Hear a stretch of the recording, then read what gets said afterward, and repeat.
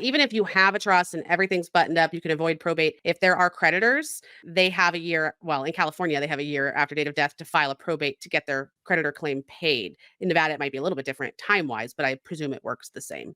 That the creditors have an opportunity to come forward and say, hey, where is our money? Yeah. And And so it's always good to have a court order to bolster sure. what you need to get paid. Yeah, yeah. So the Goldman family and presumably the Brown family, they had a judgment against OJ, which he has not ever fully satisfied. He got out of having to pay by various means. Well, you want to talk about that? Yeah. He had a judgment, I think it was like 33.5 million against him. From what I'm reading is that is vociferous as the Goldman family was about everything. They never got a court order or paid to go after the money, because just because you get a judgment in a lawsuit doesn't mean you just get the money. You have to work at it and fight for it, which they did. They got his, book deal money. They probably got whatever was seized in the Nevada case with the memorabilia, things like, I think they got his Heisman Trophy, right? Things like that. So they're able to go after some things, but there were some things they were not able to go after. And I think a little bit is he has income. That's the majority of his assets were income, which is protected. And he lived in a state that they couldn't access his home, which was Florida for most of, not where he died, but most of his life after the lawsuit. So they were able to go get some of it, but not anywhere near the 33 million. And that has grown to over 100 million, because in case anyone didn't know, any legal interest is 10% a year. So In California, I don't in know if California, that's true in yeah. Nevada, But but that's yeah. where the lawsuit was in California. Oh, yeah. Okay. Yeah. So yeah, so it would be accruing interest at the rate of 10% a year. That's huge.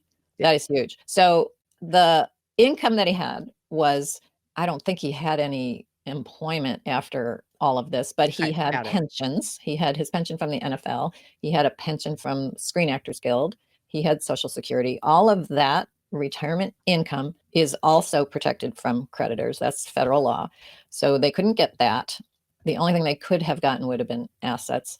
And he basically didn't have any assets that were eligible for a creditor to come after.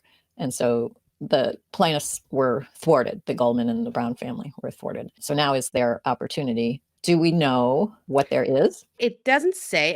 The only thing that I saw was that his executor is reporting that he had a 5-figure bank account in Nevada and some memorabilia left. So I don't know what that entails. I don't know if that's just what's going to be handled by the executor and the trustee is someone different. If he is using the term executor correctly, there could be a wholly separate trustee. He could have more than one trust for all we know. He's had a lot of time to figure out how to divest himself of assets so that this doesn't happen. Sure. Yeah. I don't know that we even know if he was living in Nevada, but did he own his home or did he rent his home? We don't know that. If he owned his home, then that is now possibly subject to creditors, but we don't know any of that. It's still we don't know what happened with his home in Florida. We don't know if he still owns that. Right. I had read that he put it on the market years ago, maybe 5 or 6 years ago, and he has been living in Nevada since his parole on the other matter.